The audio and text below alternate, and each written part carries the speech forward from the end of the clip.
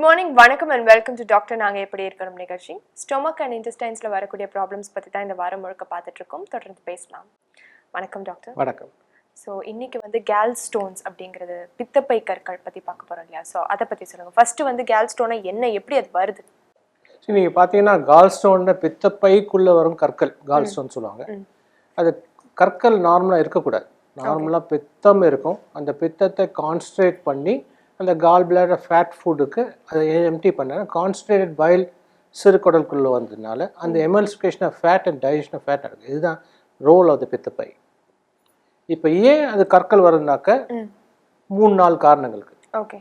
நார்மலாக பித்தத்தில் உங்களுக்கு cholesterol file acid 2 உறுப்புகள் இருக்குது.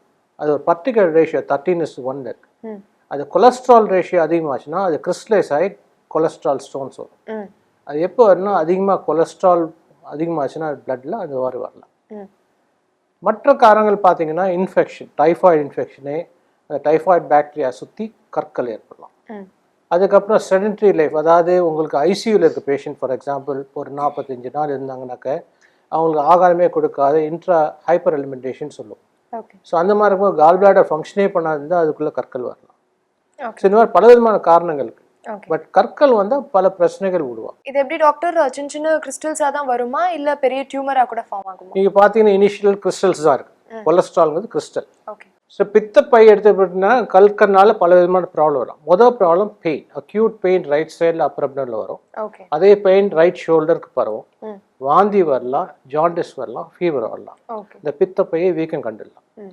இது அக்யூட் காலிசிஸ்டைட்டிஸ். உடனடியாக அதை கண்டுபிடிச்சு ஆப்ரேஷன். அதே சமயத்தில் பல வருஷங்களாவோ மாதங்களாவோ அந்த கல் இருந்தாக்க அந்த பித்தப்பையோட வால் திக்காயிடும். திக்காச்சுன்னா அது கண்ட்ராக்ட் ஆகாது.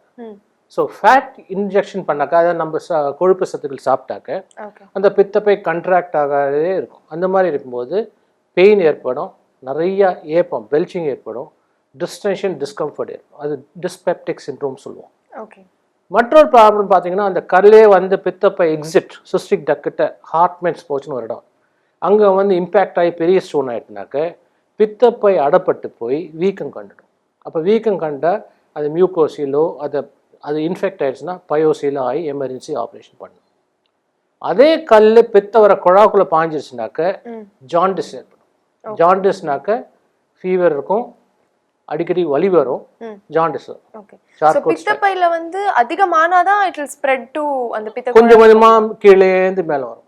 அது அக்யூட் காலிஸ்டைட்டிஸ், கிரானிக் காலிஸ்டைட்டிஸ், கம்ப்ளீட் அடப்பு, அப்புறம் ஜாண்டிஸ். இதே கல் உங்களுக்கு பைல் டக்டை விட்டு பேங்க்ரேட்டிக் டக்ட் கிட்ட போய் நின்றுச்சுனாக்க இந்த எக்ஸிட் கிட்ட அக்யூட் பேங்க்ரேட்டிஸ், அதான் அந்த கணையமே கம்ப்ளீட்டாக வெந்து போகிற மாதிரி acute pancreatitis severe pain and pancreatic என்சைம்ஸ்லாம் எலிவேட் ஆகி சிவியர் பெயின் வரும். அந்த மாதிரி இருக்கும்போது எமர்ஜென்சியாக அந்த கால் பிளாடர் ஸ்டோன் எடுக்கணும்.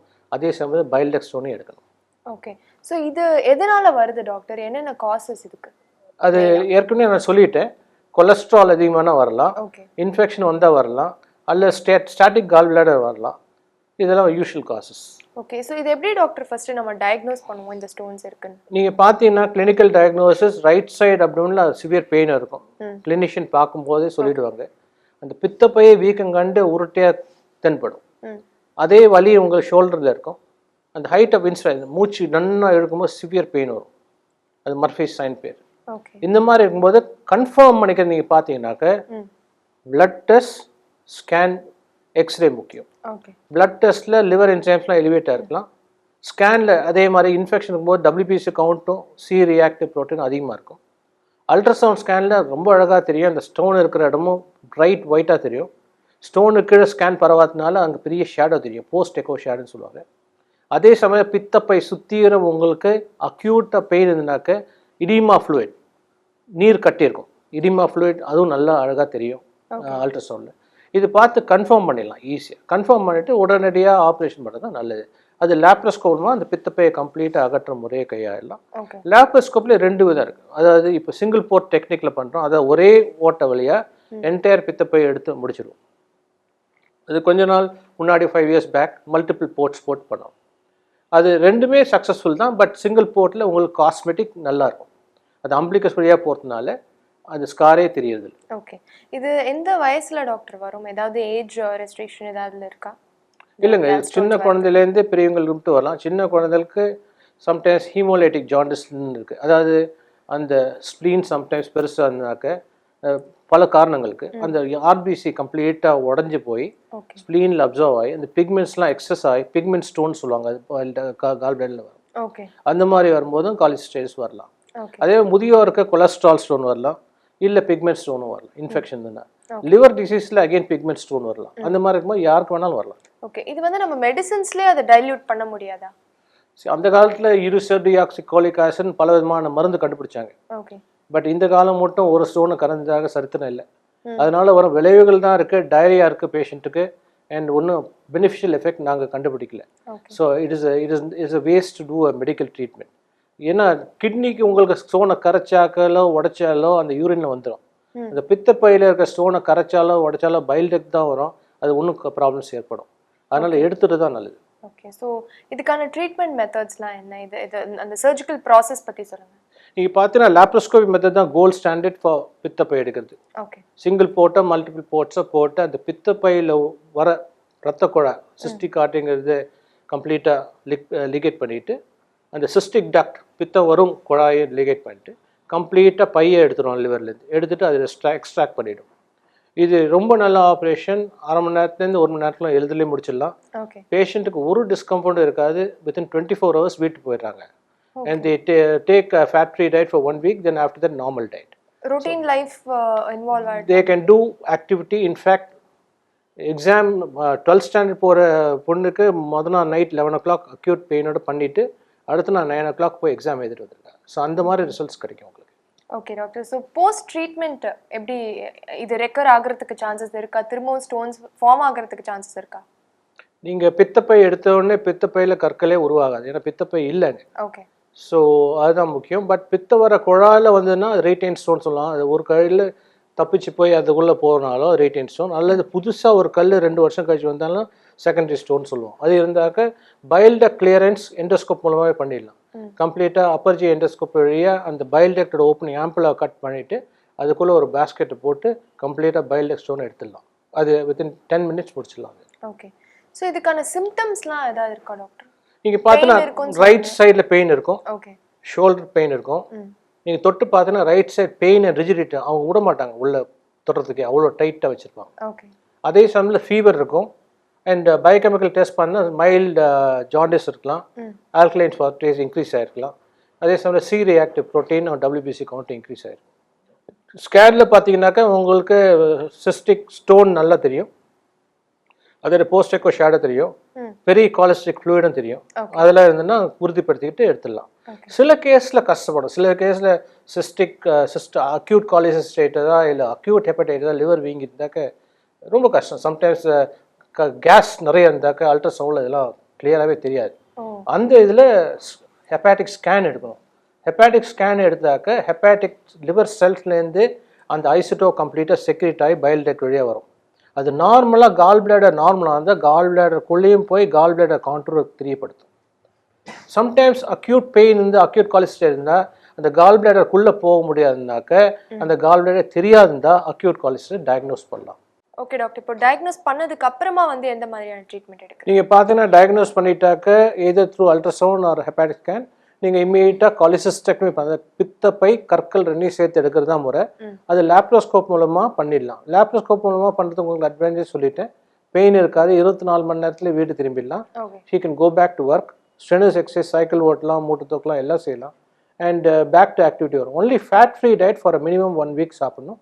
அதுக்கப்புறம் அவங்க டெஃபினட்டாக ஃபேட்டும் சேர்த்துக்கலாம் கொஞ்சம் கொஞ்சம். ஓகே டாக்டர், இப்போ இதனால அந்த பேங்க்ரியாஸ்லையுமே ப்ராப்ளம் வரும் அப்படின்னு சொல்கிறாங்க டாக்டர். ஆமாம், பைல் டக்டில் ஸ்டோன் வந்துன்னாக்க ஒரு விதம், பேங்க்ரியாட்டிக் டக் கிட்ட வந்து அந்த ஆம்பிளா வேட்டர் கிட்ட இம்பேக்ட் ஆயிருக்குன்னா இன்னொரு பிரச்சனை வரலாம்.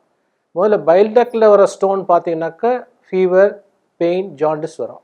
அந்த மாதிரி இருக்கும்போது முதல் கட்டம் நம்ம என்ன பண்ணோம், எண்டோஸ்கோப் மூலமாக பைல் டக்குள்ளே போயிட்டு பேஸ்கெட்னு ஒன்று இருக்குது, எண்டோஸ்கோபிக் பேஸ்கெட், அதை வச்சு அந்த ஸ்டோனை எக்ஸ்ட்ராக்ட் பண்ண முடியும். கம்ப்ளீட்டாக எடுத்து பைல் டக்டை கிளியர் பண்ணும். முதல்ல வித்தின் 24 to 48 hours லேப்ரோஸ்கோப் மூலமாக கால் பிளாடர் எடுத்துட்டாக்க 2வது ஸ்டோன் வர வாய்ப்பு இல்லை. இதுதான் ட்ரீட்மெண்ட் பைல் டக் ஸ்டோனுக்கு. நீங்கள் அதே பைல் டக் ஸ்டோன் கீழே வந்து ஆம்பிளா வேட், அதாவது பேங்க்ரியாட்டிக் டக் சேர்ற இடத்துல மாட்டிக்கிச்சுனாக்க பேங்க்ரியாட்டிக் டக் அடப்பட்டு அக்யூட் கால் ஸ்டோன் பேங்க்ரைட்டிஸ் வரும், சிவியர் பெயின் வரும், என்சைம்ஸ் பேங்க்ரைட்டிக் என்சைம்ஸ்லாம் வெளியாகிடும். வெளியாச்சுனாக்கா சாப்பாடை டைஜஸ்ட் பண்ணுறது இன்டெஸ்டைன் சுற்றி வரதெல்லாம் டைஜஸ்ட் பண்ணிடும். ஸோ அது ரொம்ப அக்யூட் எபிசோட். ஸோ இமீடியட்டாக வித்தின் 24 to 48 நாங்கள் என்ன பண்ணோம்னா எண்டோஸ்கோப் மூலமாக அந்த ஸ்டோனை எக்ஸ்ட்ராக்ட் பண்ண முடியும். அந்த ஸ்டோன் எக்ஸ்ட்ராக்ட் பண்ணிங்கன்னா இமீடியட் ரிலீஃப் கிடைக்கும்.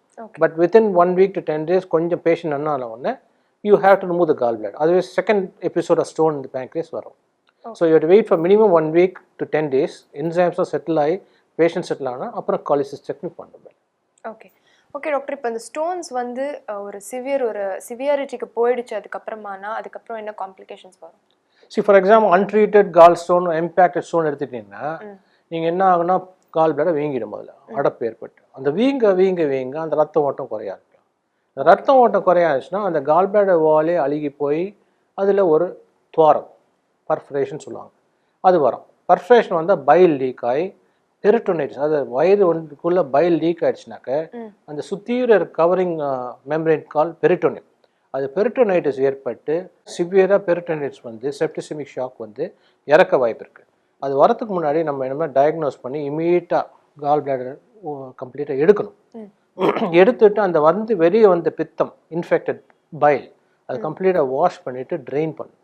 அந்த மாதிரி பண்ணிவிட்டு ஹையர் ஆன்டிபயோட்டிக் கொடுத்தாக்க இந்த பேஷண்ட்லாம் சர்வைவ் ஆக வாய்ப்பு இருக்குது. ஓகே. ஸோ இது பர்ஃபரேஷன் இஸ் ஒன் ட்ரெடட் காம்ப்ளிகேஷன். ரெண்டாவது நீங்கள் பார்த்தீங்கன்னாக்க அதாவது என்டையர் கால் பிளாடர் சி பிடிச்சி போய் எம்பெய்மான்னு சொல்லுவாங்க, ஃபுல்லாக சி இருக்கும். அந்த மாதிரி இருக்கும்போதும் சி அழகாக வித்தவுட் பெரிட்டோனியத்துக்குள்ளே ஸ்பில் பண்ணாது, அதை கம்ப்ளீட்டாக எடுத்து கல்ச்சர் காமிச்சிட்டு அந்த கால் பிளாடர் இமீடியட் இருக்கும். அது ரெண்டாவது இது எம்பெய்மாக். அதே சமயத்தில் உங்களுக்கு எடுக்க முடியாத போச்சுன்னா surgeon is not able to take the gall. ஏன்னு கேட்டிங்கன்னா டெக்னிக்கல் டிஃபெக்டாக இருக்கும். அதில் உண்மையிலேயே கால் பிளாடர் முக்கியமான ஆர்ட்ரி வர இடத்துலாம் ஃப்ரோசன் கேலஸ் ட்ரையாங்கிள் சொல்லுவோம். அந்த மாதிரி இருக்கும்போது அவருக்கு கண்ணே தெரியாது போகலாம். ஸோ அந்த மாதிரி இருக்கும்போது கால் பிளாடர் ட்ரெயின் பண்ண வாய்ப்பு இருக்குது. கால் பிளாடர் ட்ரெயின் பண்ணி உள்ள ஸ்டோன்ஸ்லாம் எடுத்துட்டாங்க அந்த ஆப்ரேஷன் டியூப் வச்சு பண்ணுவோம் கால் பிளாடருக்குள்ள. அதுக்கு பேர் காலிசிஸ்டாஸ்மி. அது இமீடியட்டாக டைட் ஓவர் த கிரைசிஸ், அதை உயிர் வாழ வாய்ப்பு கொடுக்குறது. ஆன்டிபயோட்டிக் கொடுத்து ஒரு செட்டில் ஆனவுடனே பேஷண்ட்டை within a month interval cholecystectomy பண்ணலாம். Okay, thank you so much doctor. தொடர்ந்து நாளைக்கு பேசலாம். ஸோ வியூவர்ஸ், இன்னைக்கு வந்து கால் ஸ்டோன்ஸ் பற்றி பார்த்தோம். கண்டிப்பாக உங்களுக்கு யூஸ்ஃபுல்லாக இருந்திருக்கும்னு நினைக்கிறேன். தொடர்ந்து நான் நாளைக்கு சந்திக்கிறேன். அது தனி ஸ்மீஸ் பார்த்துட்டா சனிவா.